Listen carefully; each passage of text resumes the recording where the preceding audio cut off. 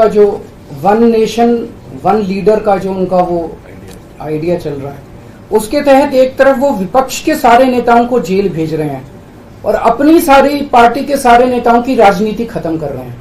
शिवराज सिंह चौहान जी की, वसुंधरा राजे की, डॉक्टर रमन सिंह को राजनीति से गायब खत्म कर दिया, खट्टर साहब को कर दिया। और अब जब मैंने जनता से पूछा, सारी जनता बोली योगी जी का अगला नंबर है। तो कल इनकी पार्टी के सारे नेताओं ने मोदी जी के लिए तो कहा कि मोदी जी पे 75 साल वाला लागू नहीं होगा, लेकिन एक भी नेता ने ये नहीं कहा कि योगी जी को नहीं हटाया जाएगा। तो एक तो ये पक्की हो गई पिछले 24 घंटे में बात कि अगले 2 महीने के अंदर योगी जी को उत्तर प्रदेश के सीएम से हटाया जा रहा है। इस देश के बच्चे बच्चे की जुबान पे ये था कि योगी जी को अगले 2 महीने में चुनाव जीतते ये लोग हटाएंगे। तो ये बात तो कल पक्की होगी कि योगी जी को हटाया जा रहा है।